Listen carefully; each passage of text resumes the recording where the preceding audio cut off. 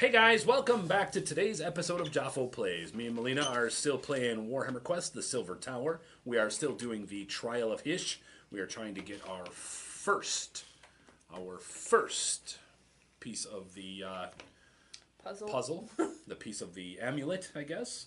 Trying to find out the thaumaturge's real name so that we may murder him properly.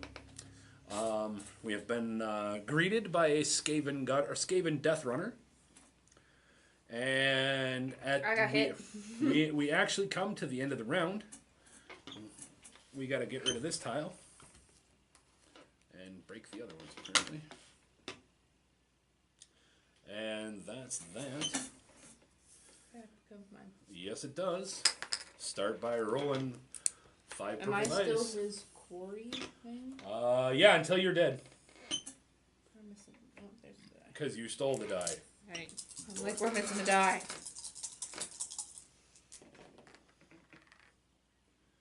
Fives are gone, but we have 1, 3, 6. Okay.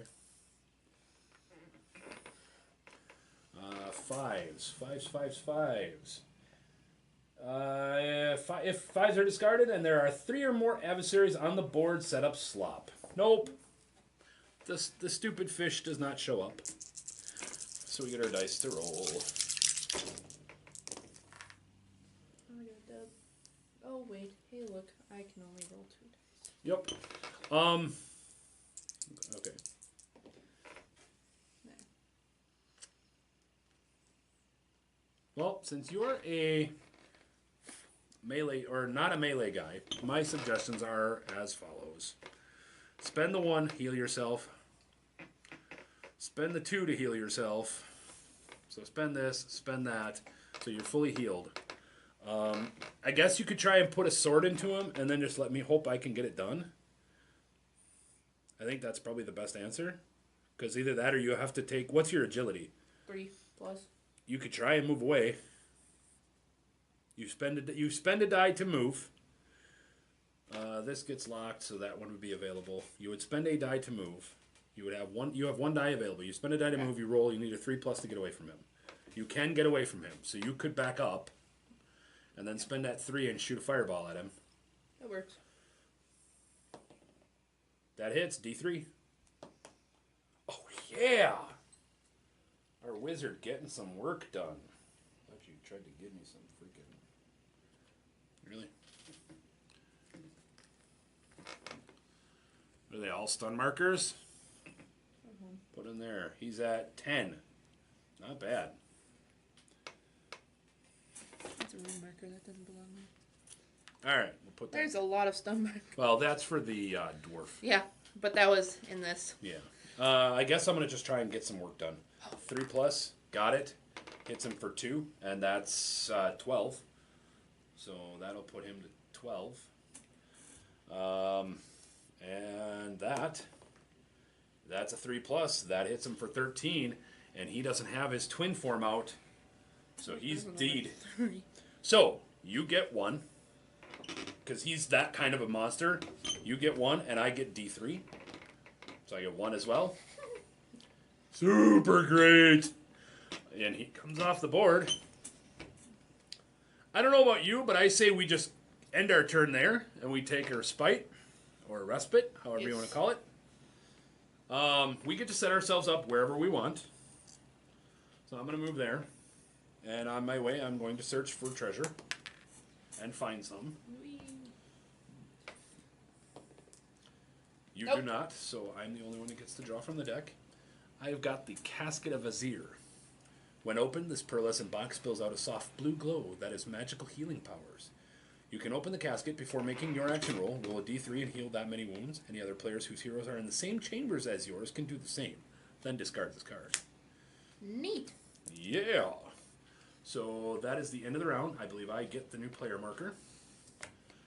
Let's get rid of the narrow ledge. Let's get rid of the way it divides. Let's get rid of this tile just because it's going to happen. And yeah, first things first, we roll Destiny. Roller fate. Dub 4s. Uh-oh. I think that might be me. Oh, if there are any adversaries on the board with a vigor 3 or more. Nope. We don't keep people on the board. We kill them. We murder them gratefully. We roll our hero, boil it is. Thank God I use ones easily and I do some good damage with ones. Because that sucks. I'm able to stun. Sponsored by G. I don't know. So I'm going to spend this one up here.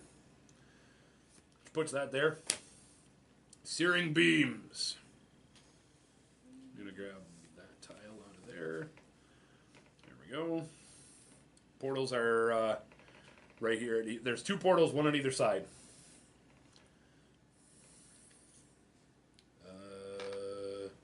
Oh, this portal actually goes here. Like, why is there an extra piece there? And we actually need this and this. Read passage 81. So that is the first thing we get. Story time, kiddies. Stepping through a shimmering blue haze. What? I'm just gonna give you the back of the searing beam stuff. Okay. Stepping through a shimmering blue haze, the champions emerged in a profane temple to Zinch. In that place, a place of worship, they beheld a great statue of a demon lord, whose avian gaze bespoke knowledge of dark and terrible secrets. At the statue's feet, the champions saw 2 great crystal prisms, each mounted upon an intricate clockwork dais. From these prisms spilled a searing light. Each beam leapt out like a searing river of power to scorch the walls black. Here, it seemed, was a puzzle of sorts. Set up the 2 prism markers as shown on the exploration card. Each prism projects a beam that extends outward until it hits an obstacle or the chamber's edge. To begin with, each beam is projected at the closest edge of the chamber. Their effects are detailed on the exploration card. A hero with the exploration card titled The Librarian can make this action: chant 3+. Until the end of the hero phase, the beams are deactivated and have no effect. So we'll read this card and then we'll check what the FAQ states. So the next thing that we're supposed to do is roll twice on encounter table B. So let's do that. Encounter table B. So I'll just roll 2d6, 3 and 3, 1 Carrick Acolyte per player, and 1 blue horror per player. So we're going to get 2 and 2. And then you want to just do the same thing? So, oh wait, you can't though. No. So we got to do no, because you cannot put the same miniature into play unless you have to. So we're gonna have to get all 4 of these guys out. Whee! They get spawned at the center of as close to the center of the map as possible. Let's do that. Let's put him here. Him there. Whenever I have the ability to stun the entire room, You do. I can bedazzle them. And this room right here is why I miss my Plague Lord. He has his Taco Bell ability. I forget what it's called, but in our home game we referred to it as the Taco Bell ability, which is he can walk into the room. He does a gigantic like fart cloud. Again, it's the Nurgle Lord of Plagues. That's, if you guys know the world, you understand the joke. And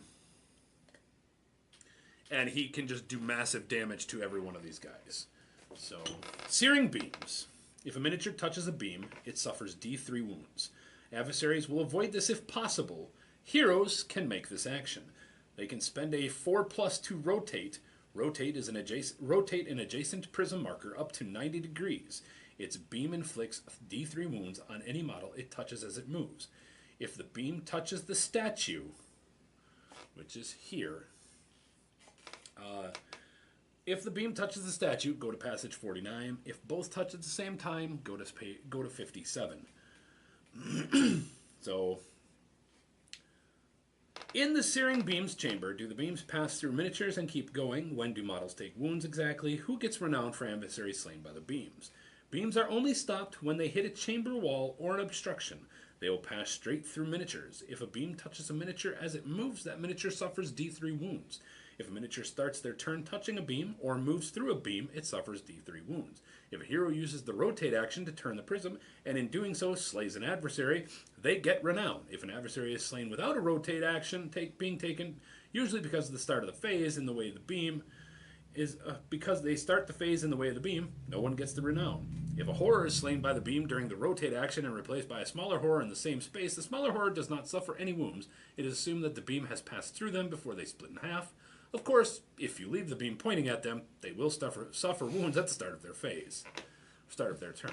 So there you go. It's just more of a clarification.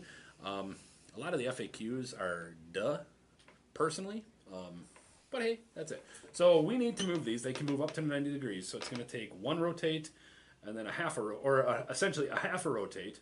And we got to point those at that statue. At least that's what it appears to be. I mean, if you read the card, it's like point 1, we get a passage. Point 2, we get another passage. So, get a different passage. So that was me using the extra die to crack the door open. You can chant to shut the beams off. Well, I'm going to do what I do best. Run in and murder things. Because, let's be honest, guys. I may be a Knight Questor. I may be one of Sigmar's faithful. But I am a freaking glorified murder hobo in this world. So I'm going to spend my 1 to go 1, 2. I will stand there and take them all. Well, it's like they are demons. Can I use that 3+? Or do you want it? Go ahead. I have a decent setup. Wait. Well, yeah. I want to do this. Actually, no, I don't. I'm going to use this. I'm going to stab the blue horror. I do not stab the blue horror. Oh, wait. 1, 2. I have to just be, what, adjacent? And I'm adjacent there. Should I spend a 4+ and just murder guys with firelight? Would that be cooler? I think that would be cooler, guys. Cinematically, yes. We're going to take this back. We're going to go 1, 2, to jump there and murder you! We'll spend 1 4+ to go... It'll click 90 degrees there. Then we'll go another 4+, and we'll go... And we'll shoot things. Oh, they cannot be standing on that passage because that is the statue. So he has to go there. But I believe it would hit him, and the statue. Look, you get a passage. Right, but let's do some damage first. So D3 wounds onto the blue horror. He hits for 2 wounds.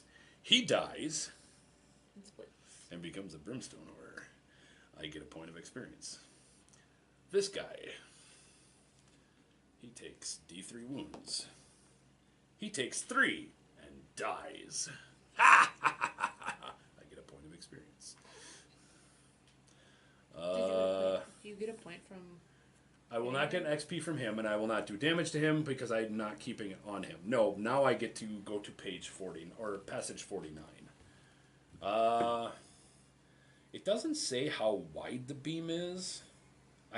I guess I touched that guy, don't I? I think so. Screw it, I touch him. He gets. If we're doing this wrong, of course, right? Let us know, guys. I mean, it won't help, but I think Searing Beams, the Searing Beams room. Oh, never mind. Searing Beams can never come into play ever again. It is a specific Hysh level. So, but let us know. So if I ever play this a second time or again, I'll know. If we would come back to it with more people. Right. As the beam of otherworldly illumination struck the demon statue, the champions heard a terrible shriek of rage. Great cracks began to spread across the idol's surface, and from them shone an infernal light. Thus did the champions come to realize what had to be done.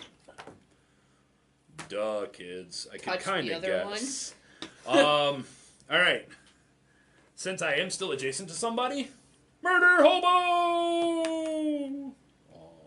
I am going to steal that if you don't mind and put it here to give me better armor. So I will end my turn. I'll give that back to you. And now it's up to you. Going to 1. Spend the 1 to walk in. Move in.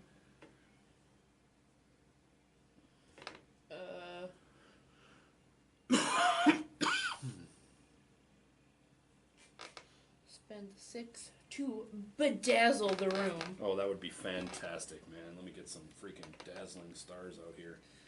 You pick where you want to dazzle, and let me know if I can stun them. Nope. Yep. Yes. What do you need? Yes. 3+? Yep. Dazzled. Nope. Nope. Yes. Here's another there. Yes. Ooh. And yes. Oh yeah! Literally. So what do we got? Missed. Did you get this guy, or did you not even? I did. These were the only 2 that didn't. Okay, cool. Let's see if I can bring you guys a little bit closer into the action.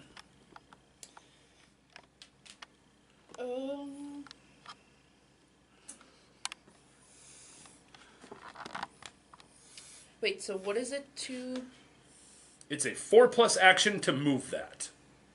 I have to be adjacent. Adjacent to it, so you have to go forward at least 1 square. I'll just move. There. How fast can you move? 4. Why don't you go to the other side?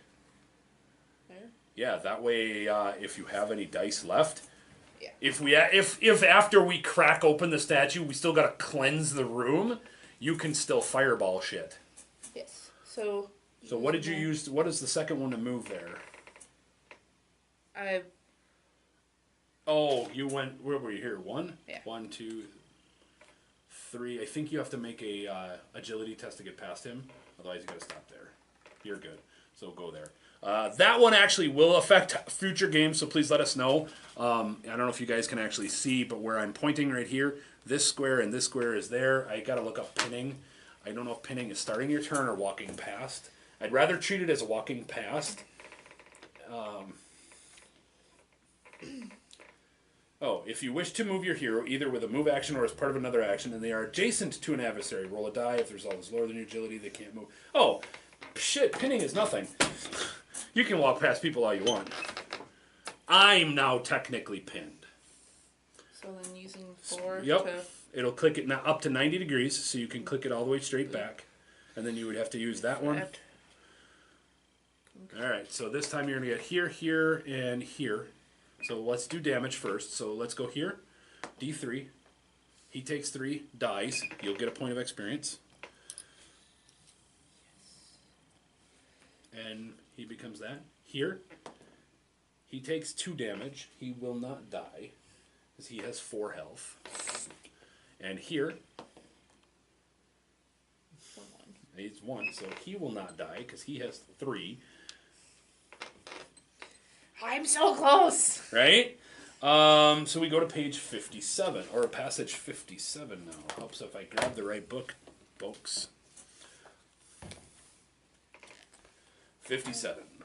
As the demonic statue at last shattered apart, the blue flames roared up from its sundered remains. Hanging amid those spectral fires was revealed the gaunt summoner, albeit a shadow of his true self.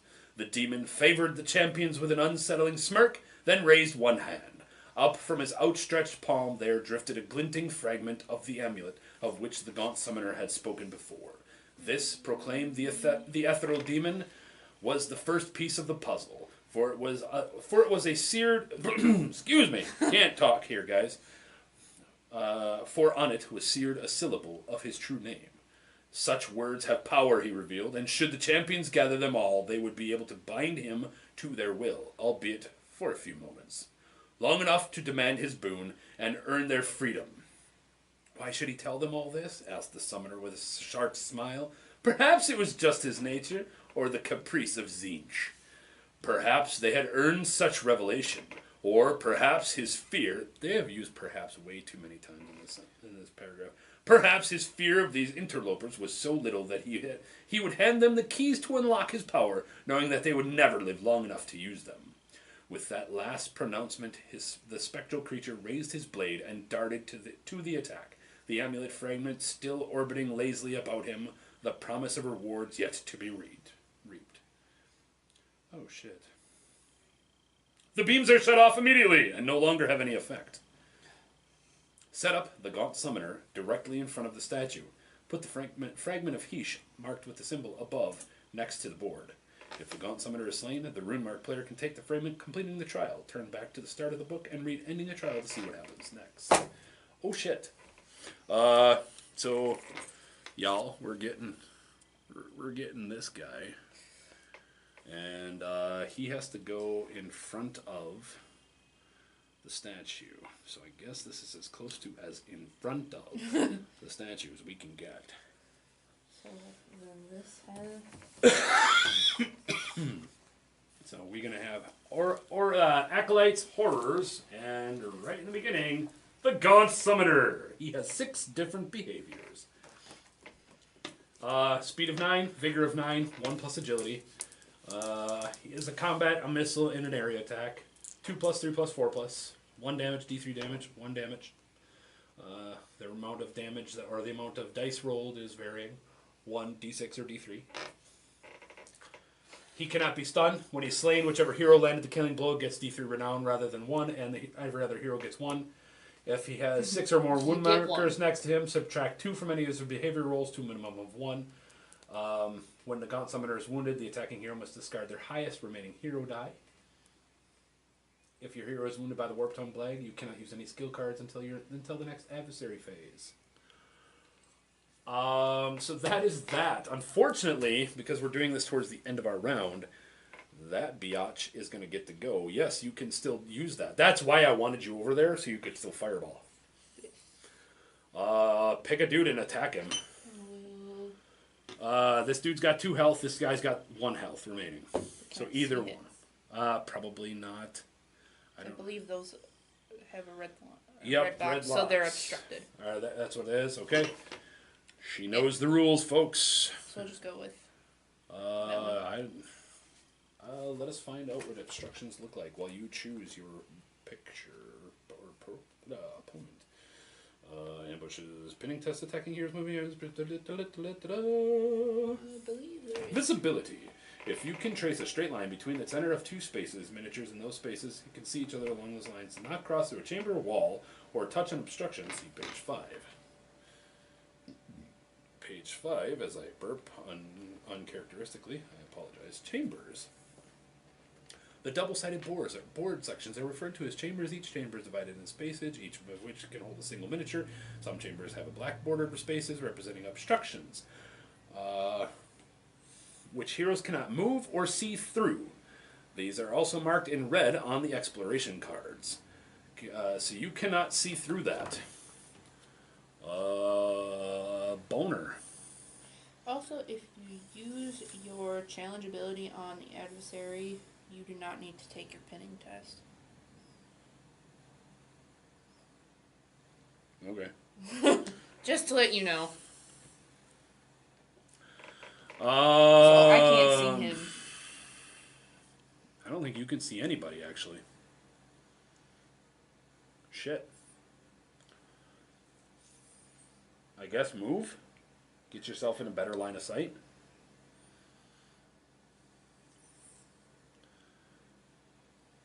Move there, or do you want to move like into that back corner? Yeah, that'll work. That'll give you a better line of sight. Yep. Okay. That is the end of our turn. Then we're to the hero or the villain's turn. I get to choose, don't I? And what do we have active? We have the Gaunt Summoner. We have. Did this guy get stunned? No. Oh no, this guy didn't, and this guy didn't. Yep. So it's this one. So I'm gonna choose the horrors. Let's do the horrors first. Do you want me to use my gem of command? When can you use that? After a behavior roll has been made, but before it's been resolved. Or do we want to wait for, say, I would wait till him? you him. And So make let's him start with smack let's one start of with his the own? horrors. The horrors get a 3. Blazing Whirlwind. Each horror in the group moves so that there are as many heroes in its chamber as possible. Then each horror attacks with pink fire. Pink fire is an area attack. Great. So 5 plus, we'll start with you. Nope. 5 plus onto me. Nope. Doesn't do anything. Then let's go to the Carrick Acolyte. All other horrors will clear stun.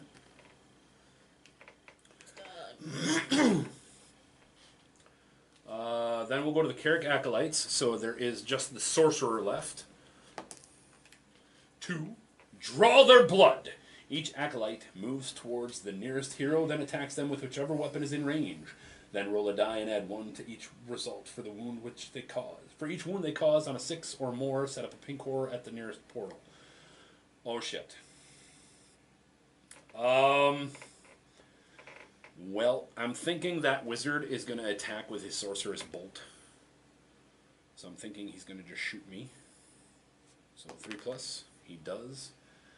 If this hits, it does 2 damage instead of 1. So I will roll my 3 plus armor save. Oh yeah, and if I get a 6, baby! That's a renown for my save, because I'm valorous in my savings. So we'll pull back, you guys can see a little bit of what's going on. Yep, we got a timer going. We're trying to be smarter about this. If you know, I have issues with watching time. You'll understand this if you watch the Shadows of Brimstone stuff. Right. Then roll a die and add 1 to the result for each wound. So I'd still roll the die. Got a 5. He did not do any damage, so it's a 5. And I did not get that 6 plus, so there's not a pink horror in my back door. I don't want a pink horror in my back door. Seems highly inappropriate. You want to pull the 2 stun markers off those other dorks. There we go. I gotta remember now that I'm unstoppable, so every time I murder a dude, I get to move D3. So I can just start... Is it a may move, or... It says you can immediately move up to D3 spaces without spending an action die. And finally, we have Biggin. And yes, this episode's gonna go a little bit long, but hey, we got a lot of stuff to do today. Alright, roll a die. Roll a 6. So, what does that do? You can use this card after behavior roll has been made, but before it has been resolved. Choose an adversary from the group and attack another adversary with one of its weapons.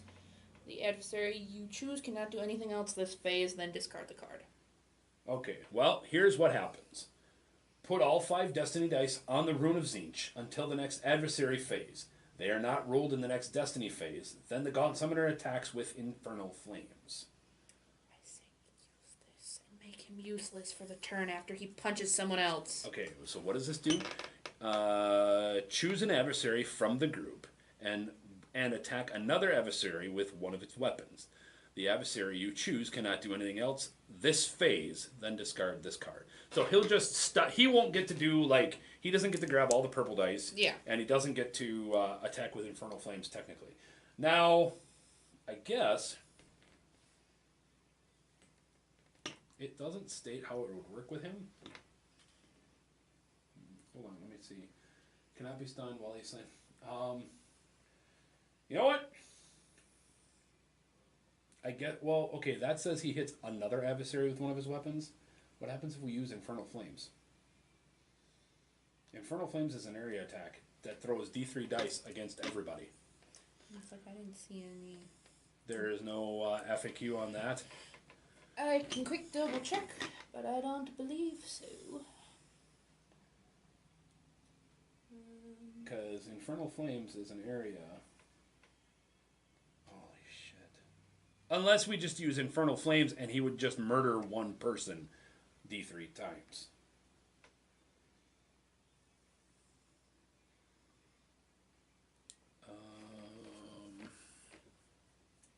I don't really care what we do. I mean, hell, he's standing next to 2 people. It's like, it is not the one that they're talking about in the treasure cards. Okay, choose an adversary from the group and attack another adversary with one of its weapons. The adversary you choose cannot do anything else this phase. So I'm thinking that means we could choose any guy on the field. And you could use anything, but I think even the area spell might only affect one person. That's one we'll throw to you guys. You know what? I'm feeling pretty benevolent, and I want to see him just nuke the living tar out of everybody on the table, and you Gemmed of command him. You know what? Let's play this the way you should probably play this in a D&D style game. Why don't you roll a die? If you get, let's say, a 5+, he'll nuke the table. If he doesn't, no. So we'll play it area. We'll play it this way. She rolled a 1, guys, which that shouldn't surprise us. She's not been rolling more than like a 3 ever. She usually gets 1-6 once in a while when it matters, but hey. I was going to say we could roll it that way. And then he's just going to Gatling gun everybody. Is that what we're doing? Sounds good. So first blue horror in between me and him. He gets D3 missile attacks, which is 3. Each one of these hits on a 4+. If they hit, they do 1 point of damage. Does 1 point of damage to him. So there is a point of damage. The blue horror next to him does 3 attacks. 1 damage on him as well. This one? Nope. We'll just have him Gatling gun the whole thing. That Carrick Acolyte. He only gets 1 missile. That does a damage. So you got some damage. I'm drunk, guys. The Shielded Acolyte. Hits for 2. That hits for 1. Cannot be stunned. Okay. The Brimstone hits for 1 and kills it. The other one hits for 2. Murders for 2, and we still got the dude in the middle. For 2. Hits for 2. He's dead. So I guess he gets like 3 experience points, right? He's just rocking. Yeah, get him off the... And then he kind of goes to sleep. All the stun markers are gone. Everything is good. All right. That's going to be the end of today's episode. Thank you guys for coming and checking this one out. The gym. I hope we did this right. I'm sure we did this wrong. If we did this wrong and you know we did this wrong, please yell at us in the comments down below. If we did it right, hey, cool. If you think we're cool, if you think that was a neat little ability, even better. The other thought I have is she controlled the dude that makes the dude do that. I'm wondering if you would get the XP for that. I don't know. It's whatever. End of the round, though. That's going to go to you. That gets destroyed? No, it doesn't. No? Current chamber, the chamber next to us, and the chamber in there. So it would be this chamber. This is what we're always going to see now. Yeah, this is the end of our episode. Thanks for coming and checking us out. We hope you enjoyed it. Come back for the next episode.